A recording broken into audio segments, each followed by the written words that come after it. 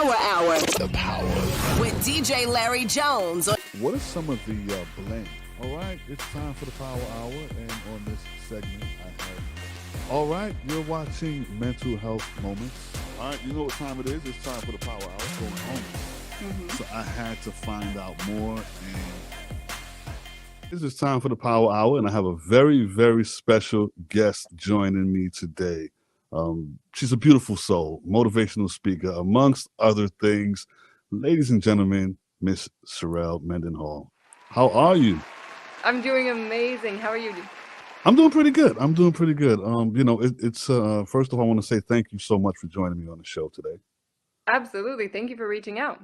Oh, definitely. Now, are you still in, where are you now? You still in Utah? Is it Utah? I'm all over the place. Yeah. So I am most of the time in Las Vegas. I am in Utah right this moment. So I am up in Park City, if you know Park City at all. A little bit. Okay. Yeah, it's beautiful. We just had first snow a couple days ago. I'm like a kid in a candy store. And yeah, and then I'm in LA quite a bit as well. I saw that. I saw that snow is beautiful. I mean, it's been a minute since I'm originally from New York City, so I'm used to the snow. I've been here in the South for a while, and I hadn't seen it in a while.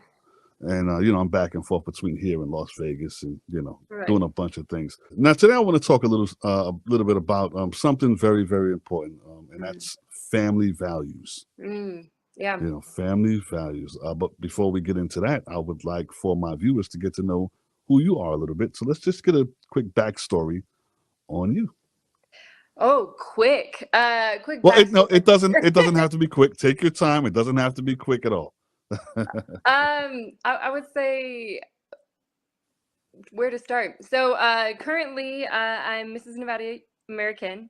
I just claimed that title this year. I've been a pageant queen throughout the years. Previous to that, I started several businesses. So I'm a current business owner. I'm passionate about giving back. So I'm a philanthropist. I've done everything from going and helping the individuals in Beauregard, Alabama, to build houses there, to, going down with teams at Homes for Hope. I work with John Ponder at Hope for Prisoners. I absolutely love his mission. Formerly incarcerated, his program has a 94% success rate. And so it's just 6% recidivism when the rest of the nation has about 79%. We have 8 different vetted charities that we give back to with our company. And I'm very outdoorsy. And as you can tell, I'm super passionate. So yeah. You do have your hands full and you do a lot of great work. That's a lot of beautiful organizations that you're involved in. Which one, and I know they all mean something to you and they all have a special place in your heart. Which one drives you the most though? My faith drives me the most. So I think that is really what kind of drives me behind all of the different charities, because each one, like you said, it has a personal meaning in my life. And so throughout the years, I hope to expand, the different charities we're able to give to, as our company grows. I want to give to more. But each one, whether it is because of a family member that's gone through something, a loved one that's gone through something, or just seeing, how passionate these individuals are and what they do, and whether it's domestic abuse, the program for the homeless youth, like it's heartbreaking, to see these kids on the street. Yeah, like there's a thing when adults have made their choices, but when they're kids, like that just it wrecks you. So I think each one really moves me in a different way. Right. Yeah. You know what? That homelessness really gets to me as well. I come out to Las Vegas and I work with an organization called Shine a Light Las Vegas. Yes, I've worked with them. Right? Yeah, nice, right? So I came out there with some cameras and we started filming sort of like a little short documentary, right? Oh, okay. So when I came out there, got some footage, went back home. I did not know it was going to do what it did. In a few weeks, it was like almost 10,000 views, right? People want more. Wow. Yeah, so now I'm going to come back. Probably next month I'll go back and message me, please. Yeah, I'd love to please, yeah. down. Yes, that's going to be, I'm going to send you my information when we finish here, and we'll do that. So yeah, it's a beautiful thing. Yeah, I can talk about that all day. Absolutely. Yeah. I mean, really quickly, one of the girls that I went down there with, so we actually went into the tunnels. That's where we went. to give out a bunch of jackets and things along those lines. And their whole mission is not to perpetuate homelessness, but to get them out of that place, which is beautiful, because a lot of people are kind of getting frustrated because you see things in the news, you see things in the media, you see things on the corner where you have homeless living and they're not doing anything about it. So some people's hearts don't break over homelessness and they're just starting to get angry. But there are programs out there that are trying to take those individuals who need help, who need a process. And that's what's so beautiful about Shine a Light is they go in there, they go out, they reach people. And the girl that I went down there with, she was previously homeless. She was reached out to, and she was in this amazing program. And she goes back every single Saturday to help try and get more people out in the program. It was an amazing experience for me. I mean, going down in there, it was an amazing experience for me. I mean, it was humbling. Yeah. Really humbling, So we're gonna go back and do that, and I'll keep you updated with that. And, Perfect. Let me know. We'll get together. Now, Rob, shout out. I got to give Rob Mendenhall a shout out. He's the guy who got me down there with him with the Shine a Light Foundation. Shout out to Rob. Yeah. All right, now let's talk about the your foundation, the Elite Expo Talent. Yeah. Talk to me about that. What is that about? I saw that on your page, and I want to know more about that. It looks pretty interesting.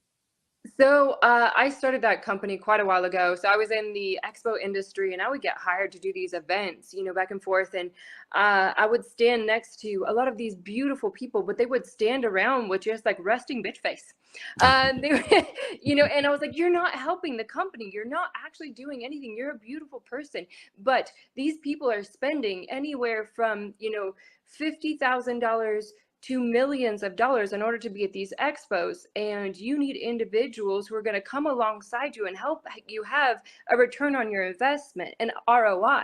So I created Elite by kind of by accident, because I would bring people with me. And they're like, hey, Sharelle, we want 8 more of you at our company for the next event. And so I just started bringing people, and then I built a business around it. And we actually went nationwide within a year. And it's all based on the fact that it is a business, understanding these are businesses. They're trying to get their product out there. They're trying to get, whatever it is, their new items, get their social media out there. So we're there to work as hard as possible, not just look good, and bring people in, have fun while we're doing it, and make it memorable. So that way, every single expo that we go to, we leave a really big impression on the people, and anyone within our circumference that can hear us, we're yelling, we're cheering, we're getting people to come in and try out the product, and really, make sure that the company has a good experience there. Nice. I feel like there's so much that I want to work with you on and get involved in something. We definitely have to talk about a few things. I can't wait. I know. So now let's get to the meat and potatoes. Yeah. I want to talk today about family, right? Yeah. Nowadays, I mean, this generation versus our generation when we came up, we all know it's a lot different. I do understand everything changes, Yeah. But if you can incorporate something from your generation into this generation, what would that be? A foundation. I think one of the biggest things, and it almost breaks my heart even saying that, but just identity and a foundation that empowers you in order to have a strength that is not swayed by what others think, that is not swayed by someone else's offense or someone else's attitude. I would say that that's one of the biggest pieces. But within that, to kind of break it down, I believe in having honor come to the table, because we're in such a tumultuous time where they're trying to divide us on every single way, every single level, whether it's values, whether it's our skin color, what our political party is. They're trying to divide us no matter what. And so for me, when we bring honor to the table, we can talk about anything. We can disagree, but if we bring honor, then guess what? I'm going to respect you. It doesn't matter if I don't agree. There's lines that have to be drawn where we're talking about family values that protect kids, protect the innocence. As adults, we live in America. We get to, do almost anything we want. But there's this line that you don't cross when it comes to protecting kids, protecting their innocence, allowing them to grow up and learn and be in this beautiful space. So, those are just a couple of the things. And then I mentioned it, just earlier, but faith. Faith is foundational for me. And that was going to be my next question. What's the foundation? So Yeah. definitely faith in God and spirituality has Yeah. to be the foundation of a good family. Because we don't, I mean, we live in a time with social media. We got these phones, we got tablets and all the smart TVs. No one is actually communicating with each other. Right. I can remember back in the day when dinner time we would all sit at the table together, mom, Oh, dad, sister, yes. brother, and conversate. So that would be one of the things I would definitely try to bring back. You're absolutely right. And, just even reading that if a baby isn't picked up, it will Mm. die. We require human connection. And, it's a couple of different pieces, but my faith is foundational. My heart, it motivates me to do whatever I do, to put an excellence into my work. But in addition to that, that communication, that need to actually have that face to face, the skin to skin contact, all those pieces are so valuable, and we're kind of diminishing it. I do love technology. I love what it I can love do. it. I love the access, but it shouldn't fully replace communication, sitting down to dinner together, having conversations that are real. And it shouldn't consume you. I Correct. mean, because a lot of times, and I'm not going to lie, I'm a victim to it. It consumes me at times. Now, okay, now I want you to drop a few gems on some people. There may be someone watching us today, right? Hmm. Someone with a child that may be just headed in the wrong direction. Yeah. What would you say to the mom or dad that's trying to control that child and get them back on the right path? First and foremost, we're going to pray. We're going to start there. Mhm. And our heart posture has to change, because if it's a mom or a dad, one of the things I'm going to say is whatever you do, don't give up. I can tell you my parents were the ones that instilled so many of the beautiful foundations that I have in me, that have catapulted me throughout everything that I've done. So I'm saying, number one, don't give up, because whether you think that we're listening or they're listening or not, they are. I would say, second, if you're at a place of frustration, walk away for a minute. Because Mhm. a lot of times when we get to that place, we can't communicate in love in the proper way that we should. And we love our kids. And the reason why we're trying to kind of get them on that right path is because they are so loved. So I would suggest, pull yourself away. Find one thing, not everything, because I know we all want to fix everything, but find one thing that you really truly feel like you can influence them and meet them there. Um, for me, when I'm having conversations, with kids, I find out what they love, and I had to get good at Fortnite so that Mhm. way I could have, good conversations with kids. And it's so funny because I've gotten so good that they'll call me and be like, "Hey, Sharelle, let's do, squads, let's do this so we can get a victory royale." But in that, I can drop wisdom and being, "Hey guys, we need to make sure we share. Hey, this person just got the loot, so the next person needs to get a gold gun." I know that sounds ridiculous, but those little No. principles and just communicating on that level, or whether it's sports, what it means to never cheat, like that, it's not okay. It's just even through board games, through sports, to never cross that line of integrity. But I would absolutely talk to the parents, say, walk away for just a moment, take Yeah. that one thing, and then once you start getting progress on that, meeting them where they are, then maybe go to the next, and you can kind of build a relationship that way, instead of feeling like you're just frustrated and you're not moving forward. Yeah, and that line of communication is very, very important. And once you open up though that line of communication, you'll find out how interesting they Yeah. actually are. You know what I mean? So it's Yep. just like you said, meeting them where they are. So yeah. Now, what was your life like coming up? Because it seems like you have it all together. You live, what were you like as a child? Oh my goodness. What was I like as a child? I was a handful. I still am. But I have, something where, just like growing up, even in second grade, I remember vividly, my teacher sent a letter home to my mom saying that Sharelle finishes her work in half the time and flits around and tells everyone else the answers. So they put me in this little room and they're trying to test me because, I just wasn't being challenged, in the place that I was at. So keeping my attention was hard throughout. So I always wanted to be doing things.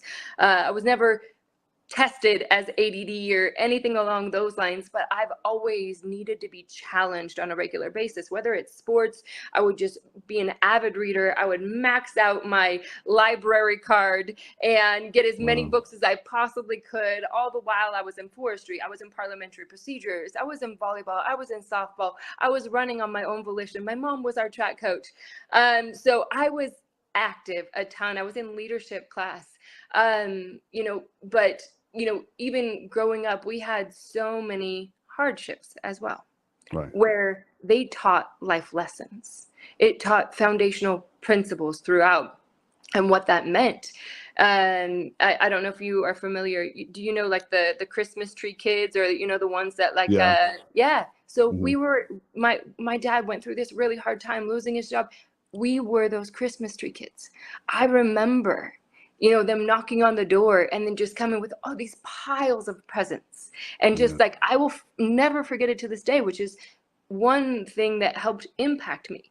We also, my whole family would go and serve at the soup kitchens, even during the holidays when we didn't have much at all. So I think that because of my parents, because of their actions, because of their example, it has set that, again, going back to that foundation, and has helped me build, and I've been able to create and run with the things that I'm passionate about. Right. And it shaped and molded us into who we are today. Yeah. Because I grew up, it was pretty rough too. We grew up, and I'm just going to put it out there, we were hungry. There was no food at all. We would open the cabinets and there was nothing. Yeah. So we went to bed like that. So I can remember me going to bed dreaming, when I get older, I'm going to have a house full of food. I'm going to eat McDonald's every day. I'm going to do this. I'm going to do that. Right? I hope that's still not the goal. That's not the goal. Totally not the goal. Even though I had Wendy's last night, but Yeah, I'll forgive you once in a while. Yeah. But but it shaped and molded me into who I am now. So now, I hit the gym, I work out a little bit, just try to live right. Oh, absolutely. Your health is so important. Something I don't even talk about, but when I was born, my identical twin was born inside of me. So they actually performed this life-saving surgery at 5 weeks old. They had to cut out half my liver, some of my other organs. And so throughout life, I have had to try to be healthy, because every single time someone sneezed on me, I got sick, and I got sick worse than everybody else. I would go to the hospital often.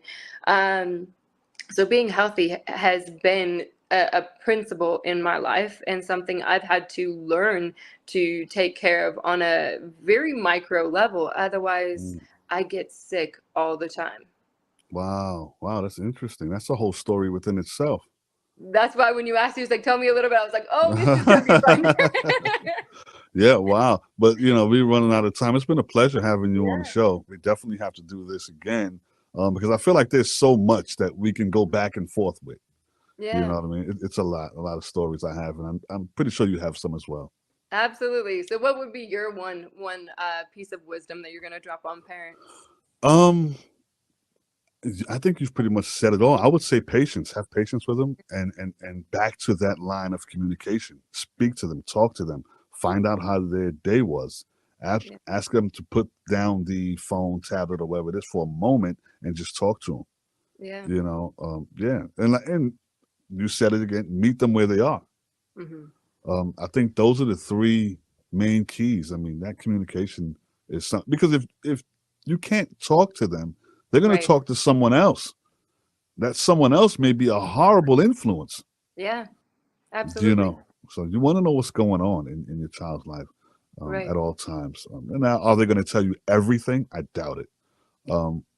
But you'll get the most of something out of them.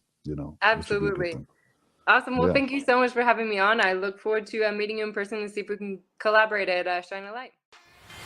You're watching the Power Hour. The Power. With DJ Larry Jones. What are some of the blame? All right, it's time for the Power Hour, and on this segment, I have. All right, you're watching Mental Health Moments. All right, you know what time it is? It's time for the Power Hour going home. So I had to find out more, and